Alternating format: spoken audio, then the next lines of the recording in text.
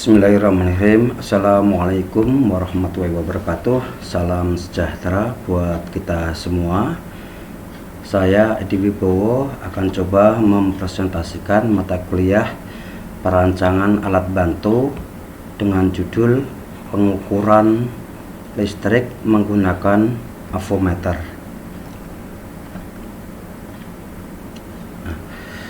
Berikut adalah tujuan pengukuran listrik menggunakan avometer. Yang pertama yang harus diketahui yaitu jenis-jenis alat ukur listrik dan fungsi jenis-jenisnya, kemudian bagian-bagian dari avometer tersebut, selanjutnya fungsi dari bagian-bagian avometer, prinsip kerja dan faktor-faktor dalam pengukuran avometer. Selanjutnya, pengertian alat ukur. Alat ukur adalah perangkat untuk menentukan nilai atau besaran dari suatu kuantitas atau variabel. Sedangkan alat ukur elektronika adalah alat yang digunakan untuk mengukur nilai atau suatu besaran dalam elektronika. Berikut alat ukur beserta fungsinya. Ampermeter atau yang biasa disebut dengan ampermeter ini merupakan salah satu alat ukur listrik yang berfungsi untuk mengukur kuat arus. Sedangkan voltmeter ini merupakan salah satu alat ukur listrik yang berfungsi untuk mengukur suatu besaran tegangan dalam suatu rangkaian. Masih dalam alat ukur listrik, ohmmeter ini merupakan salah satu alat ukur yang berfungsi untuk mengukur hambatan listrik yang merupakan suatu daya yang mampu menahan aliran listrik pada konduktor.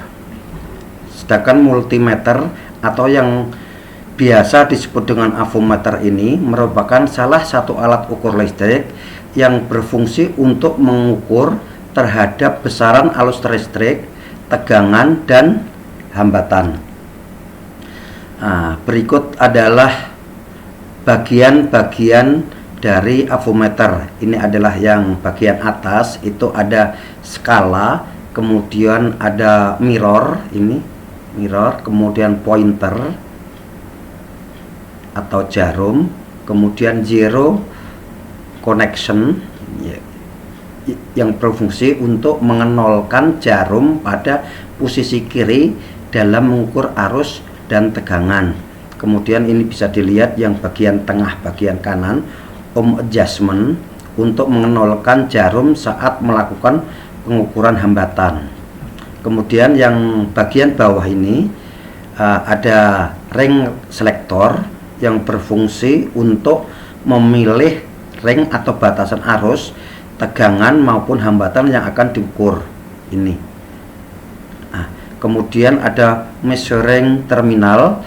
Ini adalah yang kutub positif, yang sebelah kiri, sebelah bawah bagian kanan. Kemudian untuk measuring terminal kutub negatif itu yang bagian bawah sebelah kiri. Selanjutnya, prinsip kerja daripada avometer.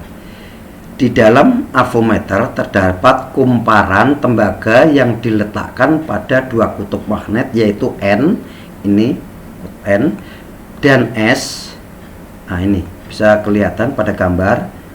Kemudian dalam kumparan tersebut terdapat jarum penunjuk atau jarum meter yang akan bergerak menunjukkan skala tertentu apabila dua buah ujung kumparan tersebut dialiri arus listrik.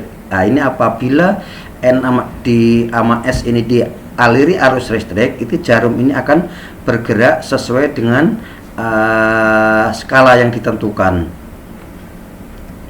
Selanjutnya, faktor-faktor dalam pengukuran. Yang pertama ada akurasi. Akurasi adalah kedekatan alat ukur membaca pada nilai yang sebenarnya dari variabel yang diukur. Kemudian presisi, hasil pengukuran yang dihasilkan dari proses pengukuran atau derajat untuk membedakan suatu pengukuran dengan lainnya. Kemudian ada kepekaan, rasio dari sinyal output atau tanggapan alat ukur, perubahan input atau variabel yang diukur. Kemudian resolusi, yaitu perubahan terkecil dari nilai pengukuran yang mampu ditanggapi oleh alat ukur. Kemudian yang terakhir ada kesalahan. Kesalahan adalah angka penyimpangan dari nilai sebenarnya variabel yang diukur. Kemudian beberapa kekeliruan dalam proses pengukuran. Yang pertama yaitu pengukuran secara sistematik. Kekeliruan berkaitan dengan alat ukur, metode pengukuran, dan faktor manusia. Kemudian ada kekeliruan acak, yaitu kekeliruan yang berkaitan dengan faktor non-teknis atau sistematik. Selanjutnya, jenis-jenis avometer itu ada dua, yaitu analog yang gambarnya seperti ini. Kemudian ada juga avometer yang jenisnya digital. Ini bisa dilihat nih. Kemudian selanjutnya pengukuran dalam avometer. Yang pertama bisa dilihat jarum penunjuk meter diperiksa apakah sudah tepat pada angka skala di MMA.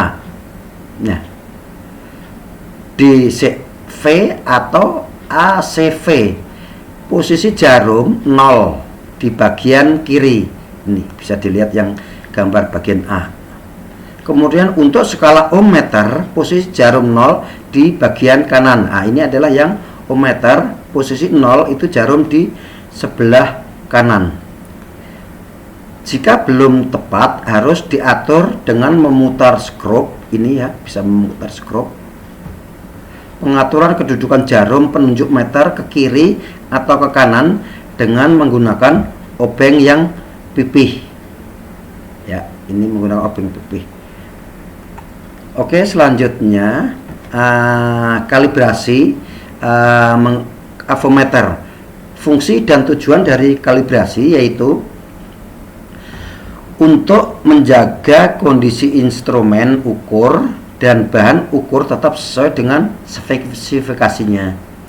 Kemudian untuk menentukan defisiasi atau penyimpangan kebenaran konvensional penunjuk suatu instrumen yang akan diukur. Kemudian selanjutnya yaitu untuk menjamin hasil pengukuran sesuai dengan standar nasional maupun standar internasional. Kemudian untuk melihat tingkat kelitian alat ukur dibandingkan dengan alat ukur yang standar. Yang terakhir untuk mempresisikan alat ukur dengan memperkecil error. Selanjutnya langkah-langkah kita melakukan kalibrasi. Jarum penunjuk meter diperiksa apakah sudah tepat pada angka 0. Ini bisa dilihat di gambar yang 6A, sudah di angka 0 atau belum jarumnya. Jika belum, putar skrob pengatur kedudukan jarum penunjuk meter ke kiri atau ke kanan dengan menggunakan obeng pipih. Ini bisa di jas ya, menggunakan obeng yang kecil dan pipih. Kemudian putar ring selektor switch di skala ohmmeter. Tempelkan probe plus grobnya agar terjadi short circuit. Bisa dilihat ini di gambar yang 6B. Pastikan jarum penunjuk sudah mengarah ke 0 pada skala ohmmeter ataupun tidak. Jika belum, maka putar zero adjustment agar jarum menunjukkan 0. Ini ya. Berikut adalah pengukuran dan pengecekan avometer. Pemasangan avometer mengukur nilai tegangan yaitu dengan cara avometer yang digunakan dalam mengukur tegangan yaitu voltmeter. Ini voltmeter itu sendiri mempunyai karakteristik nilai hambatan dalamnya sebesar RD sama dengan alfa. Ya, ini sama dengan alfa. Pada pengukuran tegangan, avometer dipasang paralel pada beban atau pada komponen yang akan diukur supaya tidak ada arus yang melalui voltmeter.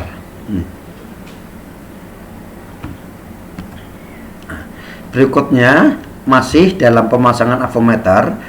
Avometer yang digunakan dalam pengukuran arus yaitu ampermeter. Ampermeter mempunyai karakteristik nilai hambatan yang dalamnya sebesar atau RD sama dengan 0. Kemudian pada pengukuran arus atau avometer dipasang seri, ya, dipasang seri, ini bisa kelihatan pada beban atau komponen yang akan diukur supaya tegangan pada ampermeter sama dengan 0. Selanjutnya aspek-aspek keamanan penggunaan avometer. Yang pertama, pasang probe sesuai dengan kedudukan. Probe merah adalah kutub positif dan probe hitam adalah kutub negatif. Sebelum melakukan pengukuran, kita harus mengetahui jenis pengukuran yang akan diukur. Apakah itu tegangannya itu AC ataupun DC. Nah, dengan mengetahui jenis pengukuran yang akan kita ukur, kita dapat menentukan selektor supaya dengan pengukuran tersebut. Jika tegangan yang akan kita ukur adalah tegangan AC, arahkan selektor pada bagian VAC. Jika tegangan yang akan diukur adalah DC, maka selektor diarahkan ke VDC. Kemudian jika arus akan diukur adalah DC, maka arahkan selektor pada ADC. Dan jika kita belum mengetahui jenis pengukuran untuk tegangannya, supaya aman dalam pengukuran, hendaknya arahkan selektor pada bagian AC. Kenapa? Karena tegangan DC sebenarnya bagian dari tegangan AC. Kemudian yang selanjutnya, pilih jangka ukur lebih besar dari pembacaan yang masih dapat dilakukan. Selalu melepas meter sebelum memindahkan jangka ukur. Kemudian selalu periksa letak langkah ukur sebelum dihubungkan ke rangkaian. Jangan membiarkan jangka untuk yang akan diukur arusnya kecuali pembacaannya itu 0. Yakinkan sambungan sisi, ya, pastikan benar. Kemudian metika digital akan selamat pada penyambungan yang terbalik, tetapi meter analog mungkin menjadi rusak. Selanjutnya untuk aspek keamanannya, pengukuran arus paling besar resikonya karena berada pada resistansi yang rendah. Jika pembacaan melampaui skala, sesegera mungkin melepaskan dan pilih jangka untuk yang lebih tinggi. Demikian presentasi dari saya. Mudah-mudahan bisa membantu atau menambah wawasan dari teman-teman semua. Dan jangan lupa, di era pandemi ini kita selalu menjaga protokol kesehatan.